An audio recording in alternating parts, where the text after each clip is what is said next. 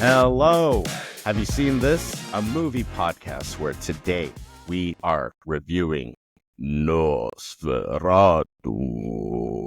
But before we get to that, Good, pretty good. let me get to some introductions. I'm your host, Michael Ornelas, and joining me today is the feisty Pisces herself, Erica McMullen. Hello, Erica. Hello.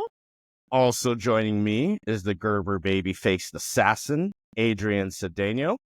How we doing? Great time. Good, how you guys doing? I'm happy to be here. Excited to have you guys. Our first episode, our official launch. Like we said, we will be talking Nosferatu here. But make sure you follow our socials for bonus content. We are on Blue Sky. We are on Instagram. We are on YouTube. And we have a lot of our bonus content going up there and up to speed, I should say, updates of what's coming out of Hollywood. Make sure you check us out there. But if you want to make it easy, you can just go to our website, which has all of our links to our socials, and you can get up to speed on some reviews that maybe we don't cover on the podcast. There's a couple out there, like A Complete Unknown, and also Baby Girl, which I wrote a couple reviews there. So check them out. But all that housekeeping aside, how are you guys doing? First episode. How we feeling? Pretty good. Pretty good. We're ready. All week. Yeah. Excited to talk about Nosferatu and kick us off here. But before we do that, we want to go over what we've seen this week, what's been on our feeds. I'll start off with some of the things I saw, one of which is, for all you DC fans out there, bad news. The Batman has been delayed to 2027, which feels far, even though we're in 2025. 2027 still feels a bit far. Nonetheless, we also saw that Jason Momoa. How do you feel, Erica? Are we a Jason Momoa fan nowadays? Well, hold on. I like Jason Momoa in certain scenarios, but I think that putting him in this role was stupid. Oh, well, see, I haven't said the role yet. You just got inside information. Jason Momoa has been cast as Lobo in Supergirl, Woman of Tomorrow.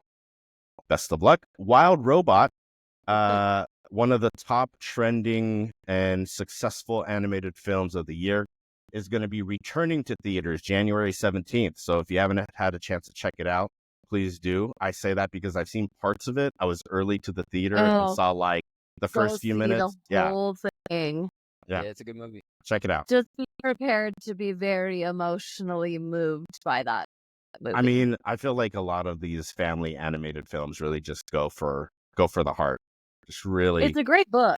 It's a great book. I think the book movie adaptation for that, they did great. For this last bit of what came across our feed, I'm just going to list off all of the sequels that have been announced for this year. Okay? I'm going to run through them. There's a lot. Saw 11, Nobody 2, Tron Ares, Zootopia 2, Megan 2.0, Greenland 2, 28 years later, Freaky Friday 2, The Bad Guys 2, The Conjuring 4, The Old Guard 2. I don't even know what the hell The Old Guard 1 is. Den of Thieves 2, B. Gilmore 2, Mortal Kombat 2, A Simple Favor 2, Avatar, Fire and Ash, Wicked for Good, The Accountant 2, Downton Abbey 3, The Black Phone 2, Now You See Me 3, The Final Destination 6, Karate Kid Legends. I know Adrian's looking forward to Karate Kid Legends. Five Nights at Freddy's 2, The Stranger, Chapter 2, Jesus Christ. Bridget Jones, Mad About the Boy. I'm almost done, I promise. I Know What You Did Last Summer. I still know what you did last summer. Captain America, Brave New World, Wake Up, Dead Man, A Knives Out Mystery, good God. Mission Impossible, The Final Reckoning. And lastly, the SpongeBob movie, Search for SquarePants. Talk about, I thought this year was wow, Erica's partying over there for SpongeBob. Excited for the SpongeBob. Way to go. So yeah, there's a lot of sequels coming out. I hope at least a couple of those sounded exciting to you guys and the folks listening. But that's what's been across our feed, or my feed, I should say, this week. Adrian, you have anything you saw, caught your eye, caught your attention you want to shout out? I'll stick to Dodgers, and we'll go with Teoscar Hernandez returning and signing his deal. So yeah, we welcome Teoscar Hernandez. He was a World Series hero, coming out and banging with us again. Yeah. Congratulations. No, I got to Thank say, I you. probably Thank you. watched the most baseball in a long time last year. And, I'm from LA, so the Dodgers have a warm spot in my heart. Man, they're just a fun team to watch. Yeah. The Freddie Grand Slam, like just all of it was That whole out of a series movie. was just intense. Yeah. LA, New York, what a series. You couldn't script it like Kirk Gibson. Yeah. Yeah. And even the call, we should know this, or at least you should know this, the announcer play-by-play that calls for you guys, he pretty much mimicked what Vin Scully did for Bobby. For Kirk So that was Gibson. super cool. Kirk Gibson, yeah, sorry. I don't know why I said Bob Gibson. Yeah. Who was Bob Gibson? Who am I thinking I of? have no idea. No, someone else I in the think past he life. wanted his name to be Bob. Yeah, I still have a complete unknown, the Bob Dylan movie in my head, so everyone just Bob. Anyways, Erica, anything catch your attention this week that you want to share? Or? Yeah, Elmo's little list of resolutions. I don't know if anybody has come across this of their feed, but like Elmo hates Rocco. So he had listed like his ins and outs of 2025, and his out for 2025 was Rock. Just needed Wow. that. So You know, funny. we need more of like just feel good Elmo Sesame Street energy, Like every now and then just seeing Have Elmo it. pop up is heartwarming. Yeah. Without further ado, our review that we'll do, how long can I rhyme? Is Nosferatu. So what we'll do is we'll talk a little bit about the movie at a high level, try to avoid spoilers here, and then we'll do a deeper dive into some spoiler territory. But to kick us off, Adrian, what did you think about Nosferatu? So I'm not a horror guy. Okay. I rarely watch horror movies. I thought this was good. I watched it with my wife, and she had a hard time taking it seriously. She was like, "This is ridiculous." Um, I like the graphics. I like the look. I think it was definitely better than when I watched the original 1922. Yeah, you tried watching the original Nosferatu before this one, eh? Yeah, yeah, Mm. yeah. So I tried watching that silent movie first, which was rough. I was not a fan at Expand. all. What was hard for you? Specifically like the writing that so the way they laid it out was you'd see a scene where people were acting, and then it was like a page of writing on it, and it was explaining the scene, explaining all the narration that was supposed to happen, right? And then they'd go and act, but it was just like goofy and not like well acted, in my opinion. The facial expressions, even Nosferatu, like he just looked like a weird mole. Wow. Yeah. Well, I Like mean, he was just goofy looking. he's supposed to look kind of weird, and especially for its time. But nonetheless, yeah, your take is your take. It was just different. And this one, Yeah. I think they nailed what I would imagine him to be, like on the head. So I was like, I like the way his look was in this one compared to that. So I appreciated it a little more now, watching this one than the 1922 one. But it was good. It was good. Not my type of movie, but definitely well done. The acting was really good. I think it was Johnny Depp's daughter. Am I right? Right. Right. Yeah. Yeah. Lily So Rose the Depp. acting, yeah, the acting was on point. I felt like I liked the accents, and then can't go wrong with Willem Dafoe. Yeah. Yeah. What a way to wrap the first viewing of Nosferatu is. You can't go wrong with Willem Dafoe, right? Yeah. Erica, what were your thoughts? I'd like to make a public service announcement. Oh, here we go. Talking in a movie theater is never okay when the movie is going on. I don't care if there's explosions going on. I don't care about that. Stop talking in the movie theater. I didn't get to enjoy Nosferatu like I wish I could have, because I had a pair of gals behind me who were chit-chatting and, oh my God, what is he from? Blah, blah, blah, blah. That is for your home when it's finally streaming. So then you can look up where you know that person from. Yeah, that's tough. Anywho, like, despite that, like, loved it. I love Robert Eggers. I have really appreciated everything he's really done with horror. anytime, like you guys said, Willem Dafoe is like amazing. Anytime he gets to play like a weird little freak, like you're gonna get like a good performance, a great movie. But like I'm a huge horror fan, so this was right up my alley. And I really appreciated the lighting because lighting in a horror film is extremely difficult because you don't want to take too much focal point away from things and you want to make sure that certain items are highlighted but like not like overly aggressive. Like the lighting is super difficult, especially in horror films when you want people to pay attention to certain things. And I think he did a really good job with letting us like be able to see like the shadows and the things that we would maybe miss if it wasn't lit very well. I Yeah, loved it. I completely agree on your point with the lighting, but to give more of I guess a summary of what I thought of the movie, I'm actually going to have my good friend Daniel Plainview from the movie There Will Be Blood. I'll let you know what I think about this movie. If this works correctly, it would play a message from I drink your milkshake. I drink it up. this Count Orlok sure was thirsty. He drank up and drained a lot of blood. And I don't think that's a spoiler to say because Dracula enjoys blood. But Yeah. I will say the other parallel as to why I say drinking up your milkshake is this movie I enjoyed, but it's pulling from so many other Dracula or vampire related movies that have been done, in my opinion, better. Bram Stoker's Dracula by Francis Ford Coppola comes to mind, but that shouldn't be a knock to this movie. I think to your point, Erica, on the lighting, like that's one of the first things that stood out to me is like, you can feel that this is a dark space that they're in, but I could see everything, like you can, and not in a way where it's overly lit, not just the shadows, of background or the foreground, but even the shadows on people's faces is very specific, very detailed. And I think that really adds to the gothic theme and vibe. I also thought the acting and performances were good. I think they got better as the movie went along. I think at the beginning it was a little, I mean, the whole, all of the acting is a bit over the top and dramatic. It's intentional, I think, but until you get into the tone of this movie, it's just more apparent.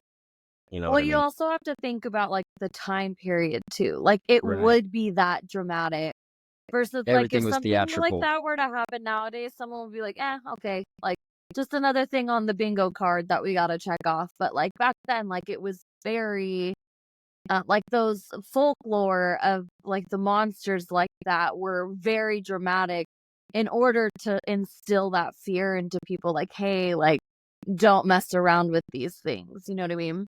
They Yeah, weren't desensitized yet.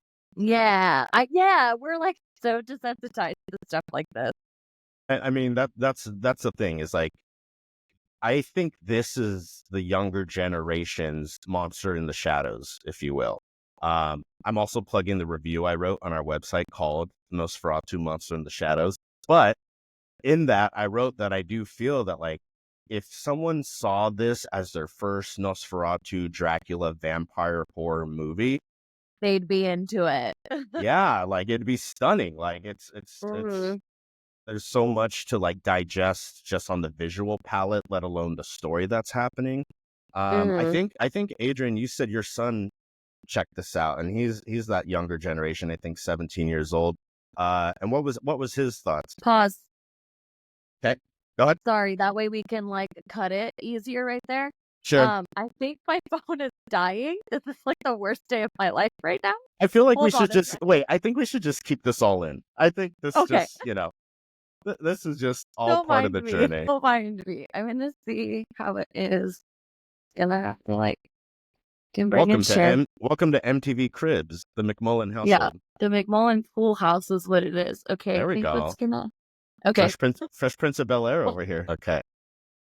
There's hope. She needs a seat, and then we're ready to continue. Well, as she gets that, and I think we're okay to what did your son think about the Nosferatus?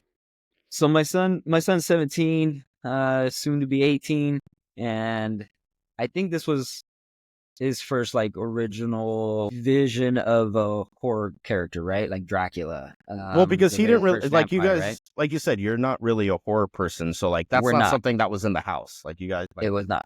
it's not like We're all he's 8 years I'm old and all watching Michael comedy. Myers. Yeah, correct. Like we were. So his idea of like Dracula is I do not say blah blah blah. You know, like Yeah. Like a So- parody of it. Yeah. no, like Adam Sandler's cartoon Hotel movie that the Transylvania, Hotel yeah. Transylvania. Like there's 3 of Mhm. them, right? So that's their idea of Dracula. This and is that. quite the And those departure from that. monsters. Yeah. Right. So for him, he came home talking about like, oh man, this is the most demented movie I've ever seen. You know, like this is wild, and It you kind know, of it kind of set an expectation, but Mm.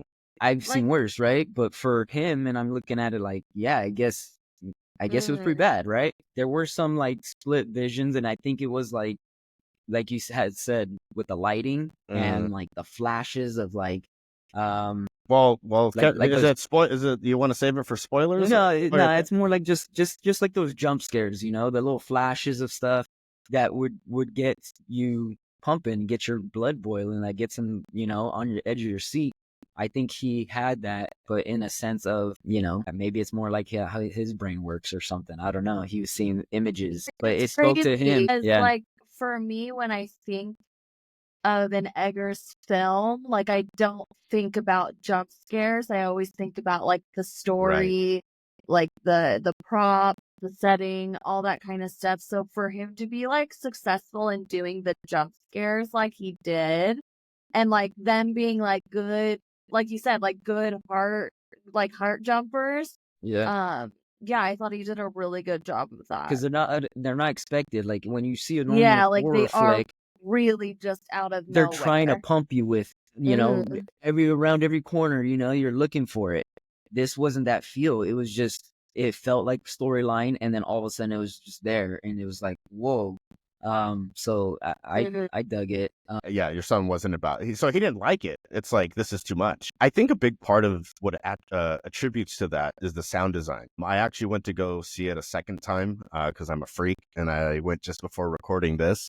And what really stood out was like the sound design. Like even something as subtle as like it's not really a spoiler. I'll just say like in the background, you can hear like chatter happening outside of a window, like just random conversation. Yeah. And you can hear that enough where you're not lost in that conversation, but what the actual dialogue between the two characters are, right? But also Yeah, to and the jump then scares. I don't know. I kept yeah, but like catching myself touching listening on to like the gypsies. Like, what are they saying? Well, sure, yeah, yeah. but like it also like reminds you like, hey, like there's a lot more happening like than we know. Like this, and like the fact that like you hearing conversations, like, okay, there's a bunch that's happening over here while these conversations are going on. So it's like that duality of like, okay, like, do I need to be paying attention? Like, what's happening? Is it really going to be bad for these people? Or, you know, like it kind of keeps you on edge the whole time. It just feels a little chaotic, you know? Like Right. there's Yeah. always hustle and bustle in the background, always Like something there's going so on. much movement going on. You're like, shit, how much do I need to pay attention to? Because you often forget that like these things are happening and like there's a whole world like still going on, like in the And he's background. a shadow, right? Yeah. So a part of it is like, hey, we like- got a spoiler part. Some people, you know. Well, let's dive into spoilers. Let's see if our fun soundboard works this time when I do this, and we get Spoiler alert. so spoiler territory. If you haven't seen Nosferatu yet, come back once you've seen it. If I can just stage left, please. yeah. I I'll mean, just. it's a classical story, so they should kind of know what happens to the whole. But did your son, right? Like he doesn't know Yeah. the story of like fucking sure. vampire needs a real estate agent to move into town and like, Which hey. seems ridiculous to me in the whole Well, point you of know, it, too. back in That was a when part of the 1922 version that drove me like back crazy. when Like, this what? was written, when the novel was Yeah. written, you know, Right. let alone the movie, like they didn't have Right. what is it, Zillow? Yeah, there wasn't Zillow to go get your next castle. But I think Yeah. go ahead, Eric. Sorry, no, I'm just you say that, Adrian, but like I mean, I've consumed a lot of vampire Content. media just in general. Like that's a huge trope within a lot of modern day vampire like stories where like they're renting a home and or they, kidnap the owner of the home in order to like, have a constant blood supply. So like even like that small detail that you brought up, it still exists today because of Nosferatu. And I Yeah. love that. Love that. That's a great point, Erica, because when I too watched the original Nosferatu, I cheated a bit and I listened to 2 albums from Radiohead as the score as I watched. Highly recommend, by the way, if you Fair. you know. But with that Fair. being said, like just from like you're saying, the structure of the story, not just vampires, but so much of the horror genre has its roots in Nosferatu, in the way shadows are worked, the way tension is built, the way, even like the way a creature looks, right? And I think one thing that this movie did, this updated Nosferatu did, was do a great job with costume, a great job with prosthetics and makeup. Nosferatu himself, Count Orlok, definitely looks decrepit, definitely looks otherworldly, has a banging mustache. Like they didn't they didn't spare any detail as far as what he would look like. And I think that just added to like the fear factor of like your son said, Adrian, like this is like demented, like this is twisted, this is evil, if you will, right? And I think a lot of it goes into that detail of like what is our monster gonna look like. And just one other thing, I found myself thinking of another monster when I was watching this the first time. And that's Godzilla. Godzilla was created out of Japan. Yeah. Stick with me. My guy. Okay. So Godzilla was created out of Japan after Hiroshima and Nagasaki, the atomic bombs that annihilated their islands, right?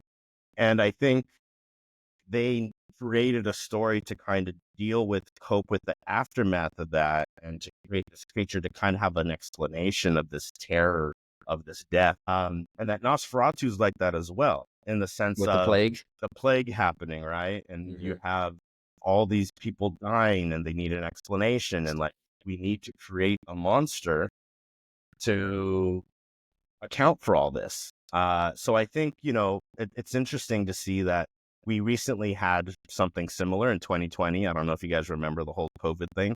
But I'm really curious, COVID? yeah, what was that? But I'm really curious to see like what stories come from that. And I think, from Hiroshima, Nagasaki with Godzilla to the plague that was happening in the UK and Europe. I mean, there's been centuries of various plagues, but that they created Nosferatu out of that. I think it just really, again, this is this generation's monster in the shadow that will terrorize your thoughts if you haven't seen anything like this. And I think it's an explanation for the misery and death around us. Not to get too deep into it, but And if you haven't seen Contagion, Michael, mm, that's already your COVID movie because it's okay, exactly okay. how it happened. But It would that be like doesn't, that would be the sequel, Contagion 2, and it's like the monster that comes out of it. that's like legit, like an outbreak happens like COVID and just what comes with that Mhm. versus like a character, a monster being created to Yeah, so like this. Oh, Contagion okay. 2 will be I like the see. monster that came from Sure, it. sure. Oh, and just another thing that, like, with this movie, Willem Dafoe, you mentioned it a little bit. He is great.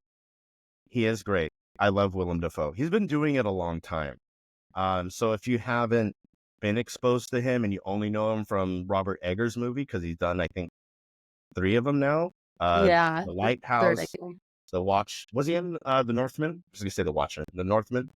And I then don't think he is. he's not in Northman, No. right? I don't think he's in the Northman. Um, but he's Another really well lit movie, by the way. right, right. That was a lot of like nighttime scenes Mhm. in that one. But I think Willem Dafoe, he's starting to be Willem Dafoe in a movie versus getting lost in a character. You know what I mean? And that can be okay if the role calls for it, and I think it does in Eggers' films. But if you've seen, for example, The Lighthouse, I could be convinced it's the same character. Like it's the same world. This is before he got to Like the I said, lighthouse. he just likes to play a crazy little Yeah. freak, and it Yeah. works out for everybody.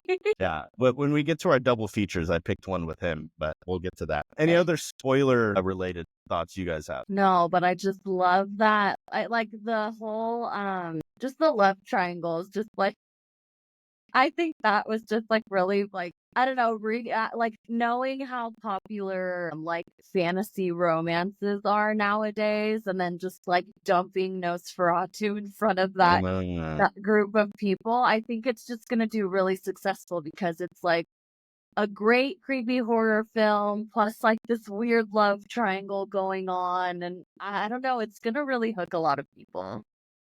Okay, so since we're talking spoilers, I have genuine questions. Like, so at the end, was this like almost like a Disney fairy tale, like a Pirates of the Caribbean, where they're cursed and they're just trying to get rid of the curse? So was Nosferatu really about her, or was he just, I need you so that I could get rid of this curse?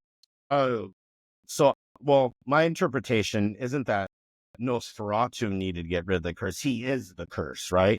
And when she opened up the movie, Ellen is the character's name. It says, "Come to me, like I need whatever." Wakes up Count Orlok, and essentially now they make this binding contract, if you will, that like you are mine forever. And now he comes in to cash that in, right? And she, which again, watching the second time, I think I picked up on more. She knew this the whole time. Like from the start of the movie, Yes. she knew She that knew it was like, something evil in her. well, not Like, just that, but that in order to vanquish it, it is going to be up to her, right? Because Right. like Mhm. according to the lore, she needs to be able to like give in consentingly to his desires to like have her, right? And by doing this, she was able to have him feast through the whole night until the sun came up, which then vanquished the curse at the cost of her life. Go ahead, question. You have more questions. This is no, good no, because no, no. this is, you're not the only one. People are going to have these questions. Mhm. So it just seemed like he knew when they become the flesh. Like, I thought maybe like he was gonna be a daywalker, Blade or something, like if I ingest her and we become one, it completes my cycle. But at the same time, he kept saying that when they joined, that they would be done. So I assume like maybe he knew and he felt like he was plagued, that he was forever cursed to carry this plague along with him. Because they kept saying he is the plague Nosferatu, and that she was able to free them of that plague. Well, who did she free? Who was the them? Is it just the two of them that she freed from that? Or is it all of humanity that she freed from it? You know what I'm saying? I think it's a little bit of both, Yeah. personally. I think it is a combination of both. Because like Michael said, she kind of knew the whole time, Like, like what the I cost awakened something. was. Yeah. And not just that she awakened it, but that like he's coming. There's going to be a time where like I'm going to have to be the sacrificial lamb, if you will, to save humanity from the plague that's been spreading. Like so many people died in this movie from him, from his shadow, from his bite, whatever, and that's going to continue to spread as long as he's alive because he needs that thirst for blood. Okay. You know. Okay. So why didn't she just succumb the first night? Why wait 3 nights and have her friends and her kids freaking get massacred? What? Like, you get what I'm saying? Like, so I felt like it was more That's like fair. Nosferatu knowing and understanding, like, I need to get rid of this curse. And the only way to do that is with her, because from forever ago, she called out to me and woke me up from my slumber, or else I would still be sleeping. He just wants to go back to bed. Like, it sounds like he was Like I caught the was plague. sleeping, girl. Yeah, he caught the plague, got sick, all his family died, and he's like, damn, I'm a mutant now, and I'm Dracula, Like, I mean, hey, that's a fair interpretation. I mean, just as far as like how much is he infected by a curse, if you will.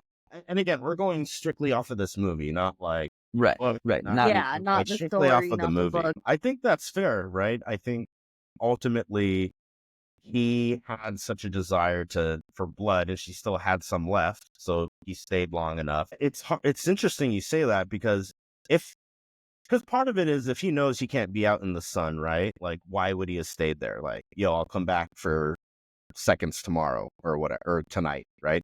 But he stayed, which kind of goes to your point of like, well, this is what he wanted, you know? Because even when he does like start to die, first of all, it looks fucking gnarly. Like, Yeah, Right. just blood coming out of his eyes, coming out of his mouth, Yeah. his tongue convulsing, his skin deteriorating. But he didn't necessarily look like, oh fuck, like caught by surprise per se. So you might be onto something, Adrian. You might be onto something there. You know, I I think don't think mean, he was scared of the sunlight. I don't think it was the sunlight that killed him in the first place. no, and I- I think that he was doing it for like kind of like you said, like he was maybe doing it for a little bit of selfish reasons. Like it wasn't really about everybody else. It was more about like ending His suffering. his suffering. Like I really don't think that he had anybody else in mind but him. Yeah, so yeah, it was I kind of like what you're saying about that though. Like why wouldn't you just give it up on the first night? But I think like Michael was also saying too, it's like that 100% of consent. Like you can't go without anything but 100% in. And I think she was still a little bit terrified. Like she knew it was gonna happen, but she might not have been quite ready for that to happen. And to that point, I think, and I caught more of this a second time, is like she legit loves Thomas, her husband, right? Like she's in love with him, like that's genuine and pure. And I think having to go through with what she has to go through is a detriment to her and Thomas and just like her dedication to him, you know? So I Well, think that's that's where like the whole hesitation came act from. is pure. Like that whole thing. Like, so if you want to just do good and evil, right? You have her and her husband, which is the good, which she loves, which is good for her. And then she has the evil. So I think maybe even that plays into it too. That she has to do something so impure and dark and evil that she might be clinging on to like whatever she can for the last moment that she has. Another thing that stuck out to me that I didn't realize the first time through, admittedly, is the Thomas or Nick Holtz's character.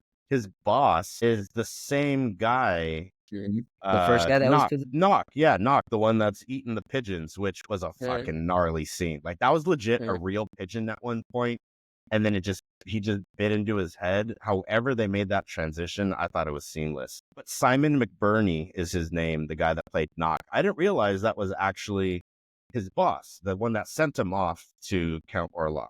So when he's first doing it, like doing his ritual on the floor, Right. You can't really recognize who he is at first. Correct. Like, and I just completely dismiss like his boss, like kind of giggling and laughing and being weird. And like the second time, for whatever reason, it clicked. It's like, obviously, and everyone that's deep into this lore probably knows that, like, yeah, that's how it is in the story. Just wanted to shout out that actor because I thought he was locked in. Like he was convincing from the get go, being batshit crazy.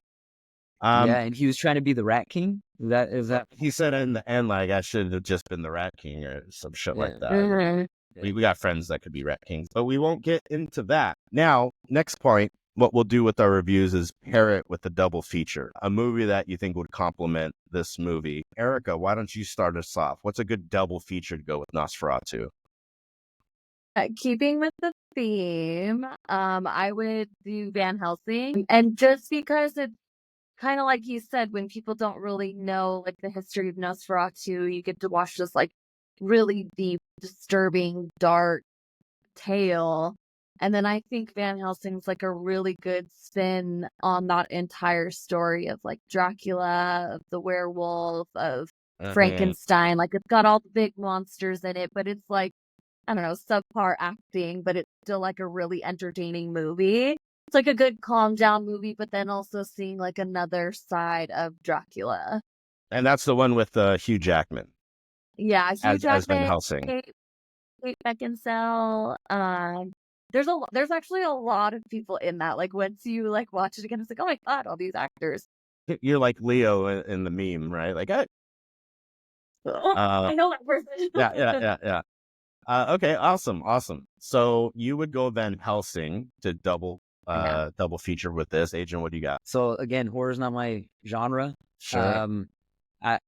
I would go I Frankenstein. So similar to Erica's take, this was kind of a lot to take in. So the next movie that I would say watching after that would have to have similar tones, but a little more lighthearted, right? A little more PG-13. And I Frankenstein, that's Aaron Eckhart's take on actual Frankenstein, where he's kind of a good guy caught in a battle of gargoyles, good versus evil, and they got to kind of protect the earth. So Frankenstein's kind of a good guy, but Aaron Eckhart plays Frankenstein. I really like the take of it. Excellent. Yeah.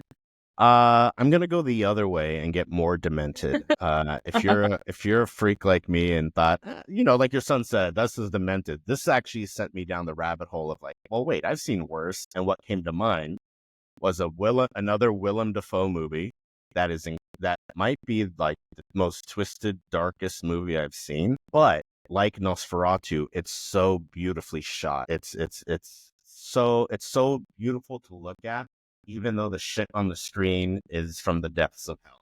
This movie is called Antichrist. It's a 2009 film made by Lars von Trier, who is known for disturbing type films. I'm just going to read quickly the IMDb summary. It says, a grieving couple retreat to their cabin in the woods, hoping to repair their broken hearts and troubled marriage.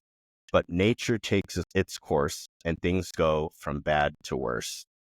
Bit vague, but I think if you want, like, again, this is not for the average movie fan. If you're not into horror, if you have strong religious beliefs, like, this ain't it. But if you want to see like a beautifully shot movie that is just off the deep end, things I could guarantee you probably haven't seen in another movie are in this movie. So that's Antichrist, a wonderful double feature for the feel-good night you'll have with Nosferatu and then Antichrist. What we'll do to wrap up our reviews is the Commodus scale on how we feel about this movie. Commodus, of course, being Joaquin Phoenix's character in Gladiator, the original. And we decide, is it a thumbs up, thumbs down, or an even thumb? An even thumb. So we can all go. It looks like they already got a head start on Erica's. I'm gonna go thumbs up. What do you guys got? Sideways for Adrian. Thumbs up. Thumbs up for Erica. Excellent. So we got two You and a half. know what though?